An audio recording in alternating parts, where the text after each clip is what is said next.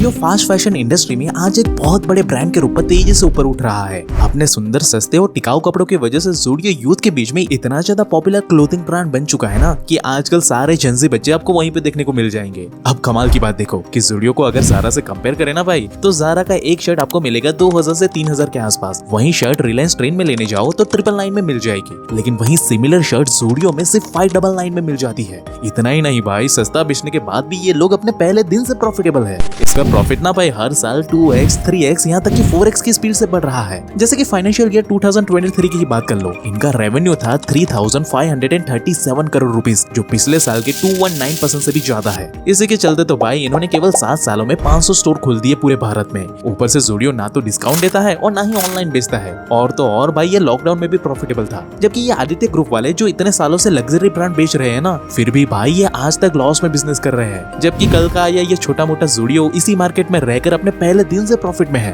तो भाई ये सब देखकर एक सवाल मन में जरूर से आता है कि आखिर जूडियो ये सब कर कैसे रहा है? क्या जूडियो सच में इतने सस्ते और हाई क्वालिटी कपड़े बेच रहा है, या फिर रस्ते का माल सस्ते में हमें चिपका रहा है? और क्या जूडियो सच में प्रॉफिटेबल है, या फिर ये सब डेटा पूंजीवादियों की कोई चाल है जो भोली भाली आम जनता को उल्लू बना करके अपनी दुकान तक लाने की कोई मार्केटिंग गेम है? आखिर इन सबके पीछे ऐसी कौन सी खिचड़ी पक रही है जो हम सबसे छुपाई जा रही है? तो दोस्तों चलिए जानते हैं जूडियो के पीछे के राज, वो भी प्रूफ एंड एविडेंस के साथ, जिससे अगर आप चाहो ना तो वीडियो खत्म होने के बाद खुद से भी वेरीफाई कर सकते हो। लेकिन हाँ, अभी के लिए मेरे साथ इस वीडियो के अंत तक बने रहे। So hey beautiful people, welcome to explore with Fundu boy, और मैं हूँ आपका होस्ट एंड दोस्त फंडू बॉय। अब जूडियो इतना सस्ता क्यों है, ये जानने से पहले ना जूडियो ब्रांड को बनाया ही क्यों गया है, ये हम जरा देख लेते हैं। तो भाई आज से ना 10 साल पहले कभी ना कभी आपने भी मन ही मन ये सोचा होगा कि काश उन सेलिब्रिटी के जैसे ही मेरे पास भी कूल एंड ट्रेंडी कपड़े होते, तो भाई मैं भी हीरो की तरह दिखता। लेकिन भाई उन महंगे महंगे कपड़े खरीदने के लिए हमारे पास ना तो पैसे होते थे और ना ही एक्सेसिबिलिटीज, इसलिए मेजॉरिटी गांव मोहल्ले के बच्चे उसी की फर्स्ट कॉपी खरीद कर यूज करते थे। लेकिन भाई जो मजा ओरिजिनल में आता है वो डुप्लीकेट में कहाँ आएगा?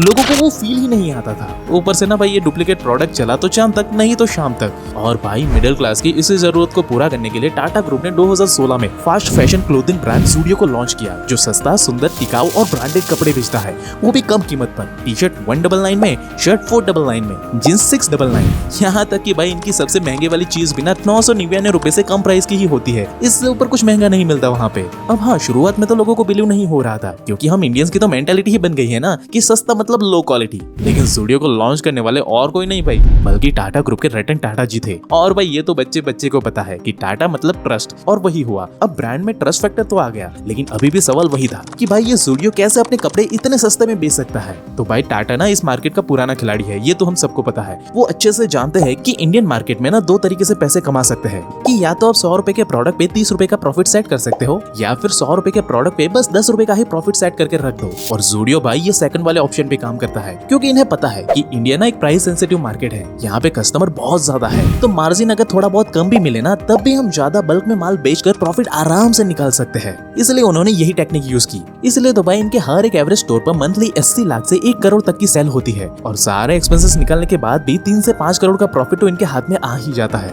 लेकिन भाई इतने बड़े स्टोर से अब इतने कम प्रॉफिट से क्या ही हो जाएगा? इसलिए इस गेम में भाई अंधा पैसा कमाने के लिए ना जूडियो बहुत सारी तगड़ी वाली ट्रिक का इस्तेमाल करता है। जैसे कि फैशन इंडस्ट्री में ना ये माना जाता है कि जिनकी डिजाइन जितनी तगड़ी होगी ना, उनके कपड़े भाई उतने ही ज्यादा बिकेंगे। इसलिए बड़ी बड़ी कंपनी ना भाई बड़े बड़े फैशन डिजाइनर को हायर करती है, और उनके साथ मिलकर वो करोड़ों रुपए R&D पे फूंक देती है, जिसमें से कुछ चीजें चलती है और कुछ चीजें यूं ही फ्लॉप हो जाती है, जिससे कि कंपनी को भाई भारी नुकसान का सामना करना पड़ता है। इसलिए जूडियो ने ना अपने पहले दिन से ये ठान लिया था कि भाई हम लोग तो R&D पे 1 भी रुपया नहीं खर्चेंगे। इसके वजह जूडियो ने बड़ी ही चालाकी से एक छोटी सी टीम को बिठा रखा है, जो मुख्य रूप से सोशल मीडिया प्लेटफॉर्म जैसे कि इंस्टाग्राम, फेसबुक और ट्विटर पर चल रहे लेटेस्ट ट्रेंड को ऑब्जर्व करते रहते हैं वो, और अपनी डिजाइन को उसी ट्रेंड के अकॉर्डिंग रेडी करते हैं। और डिजाइन प्रिपेयर होने के बाद भी ये लोग बहुत सारे पीसेस मैन्युफैक्चर नहीं करते, बल्कि ये थोड़े से पीसेस बना करके कुछ स्टोर पर अवेलेबल करवा देते हैं। फिर वो वहाँ का रिस्पॉन्स देखते हैं, अगर रिस्पॉन्स तगड़ा मिला तभी वो आगे मैन्युफैक्चरिंग बल्क में करवाते हैं। और ये काम ना भाई वो ट्रेंड के साथ साथ 10 से 12 दिन में ही पूरा कर देते हैं, जिससे कि जेन ज़ी बच्चे सोशल मीडिया पर दिखने वाले ट्रेंडी कूल कपड़े खरीदने के लिए इनके यहाँ पे टूट पड़ते हैं। अब भाई जूडियो ने R&D में तो पैसे बचा लिए, लेकिन मैन्युफैक्चरिंग का क्या? उसमें तो पैसा लगेगा ना भाई, फैक्ट्री सेटअप करना, रॉ मटेरियल लाना, लेबर का खर्चा, मशीन का खर्चा, एक्सेट्रा एक्सेट्रा, राइट?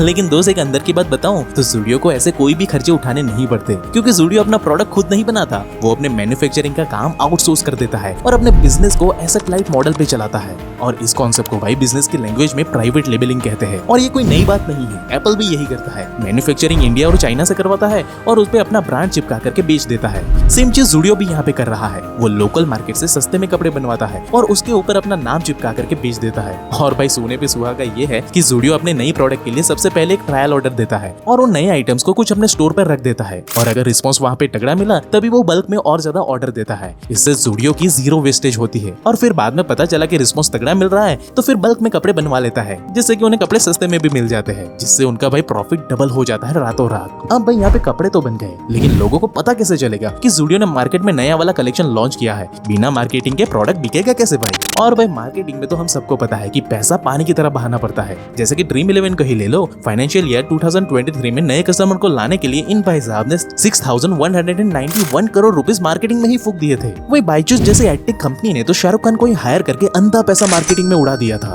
तो फिर भाई सवाल ये आता है कि ब्रांड अवेयरनेस के लिए ज़ूडियो क्या करता है, उसकी क्या मार्केटिंग स्ट्रेटेजी रहती है यहाँ पे? तो भाई ज़ूडियो ना यहाँ पे बहुत ही चालाक है, वो $0 मार्केटिंग टेक्निक का इस्तेमाल करता है, जैसे कि इन्फ्लुएंसर मार्केटिंग। क्योंकि ज़ूडियो की टारगेटिंग कस्टमर ना मेजॉरिटी यूथ है और सारी यूथ आपको ऑनलाइन सोशल मीडिया पे ही मिलती है, इसलिए ज़ूडियो सोशल मीडिया ट्रेंड का फायदा उठाकर सोशल मीडिया इन्फ्लुएंसर को हायर करके अपने स्टोर का प्रमोशन करवाता है, जिससे कि गांव मोहल्ले के बच्चों को ज़ूडियो के नजदीकी स्टोर के बारे में बारीकी से पता चलता है। और जब बच्चों को बहुत ही कम कीमत में सुंदर और टिकाऊ कपड़े मिलते हैं तब लोग अपने आप ही अपने दोस्तों को ब्रांड रिकमेंड करते हैं कि देख भाई 200 रुपए में ना मैं BTS वाली टी शर्ट लेकर आया हूँ, नेक्स्ट टाइम तू भी मेरे साथ चलना, क्योंकि भाई टाटा वाले इतनी कूल कपड़े बेच रहे हैं। और टाटा मतलब कि ट्रस्ट, सरोजनी की तरह नहीं कि 2 दिन में कलर ही निकल जाए, इसलिए तू भी मेरे साथ ज़ूडियो ही चलना।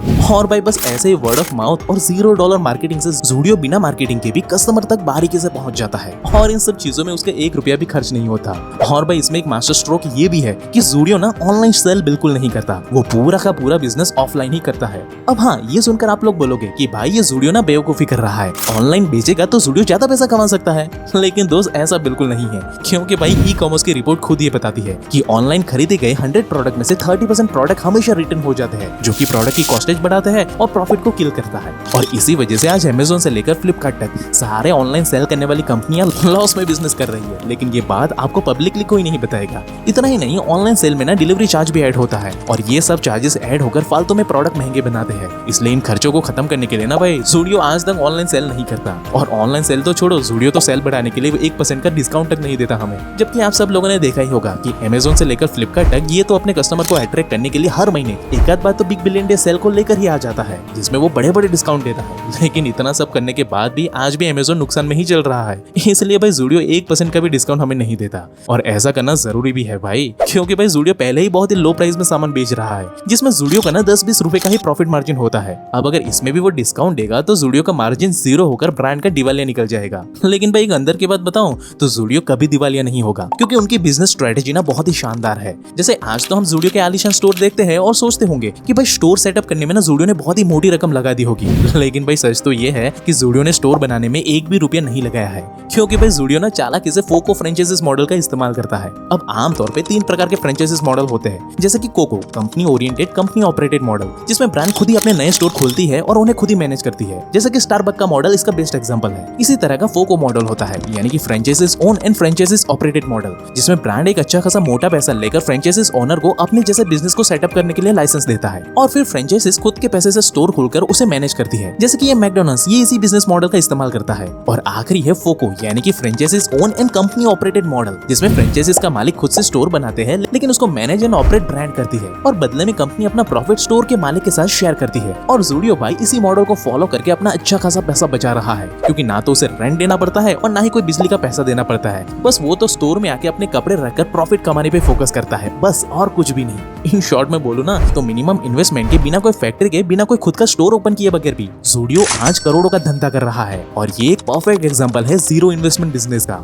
और बस इतना ही नहीं, ज़ूडियो ने ना फ्री में मिलने वाले सोशल मीडिया को अपने बिजनेस में बखूबी इस्तेमाल करना सीख लिया है। ज़ूडियो ने शुरू से ही फास्ट फैशन प्रोडक्ट बनाने पे फोकस किया था, इसलिए उन्होंने सिर्फ वैसे ही कपड़े बनाए जो सोशल मीडिया पे अक्सर वायरल हुआ करते हैं। जहाँ भाई बाकी ब्रांड के लिए नया स्टॉक लाना मुश्किल हो रहा था, वहीं भाई ये ज़ूडियो 2-3 हफ्तों में ही अपना पूरा का पूरा स्टॉक बदल देता है। और भाई इसी वजह से ज़ूडियो इतना जल्दी करोड़ों का बिजनेस एम्पायर खड़ा कर पाया है। साथ ही ज़ूडियो को ना ये अच्छी तरीके से पता था कि उसकी टारगेटिंग ऑडियंस टियर 2 और टियर 3 सिटीज में गांव मोहल्ले में ही मिलेगी, इसलिए उन्होंने वहीं अपने आसपास स्टोर खोले। फिर उन्होंने चालाकी से वही क्वालिटी और प्राइस सेट की जो गांव में रहने वाले लोगों को चाहिए थी। इसलिए तो भाई ज़ूडियो अपने पहले दिन से मार्केट में प्रॉफिट बना रहा है और मार्केट में नया होने के बाद भी मार्केट के सारे पुराने खिलाड़ियों को पीछे छोड़ रहा है। लेकिन चलो यहाँ तो दोनों का फायदा हो रहा है, लेकिन कुछ चालाक लोग ऐसे भी है जो सोशल मीडिया का गलत इस्तेमाल करके आपको चालाकी से ऑनलाइन गेमिंग के मायाजाल में फंसा रहे हैं। अब वो ऐसा कैसे करते हैं और वो कैसे आपके ब्रेन को हैक करके दिन रात करोड़ों रुपए छाप रहे हैं, ये सारी चीजें आप लेफ्ट वाली वीडियो पे क्लिक करके देख सकते हो। बाकी आप ज़ूडियो के बिजनेस मॉडल के बारे में क्या सोचते हो वो मुझे कमेंट करके जरूर से बताना। हम कमेंट सेक्शन में एक हेल्दी डिस्कशन कर सकते हैं और ऐसे ही वीडियो हर हफ्ते देखने के लिए हमारे चैनल को अभी सब्सक्राइब करें। And at last, thank you for watching guys.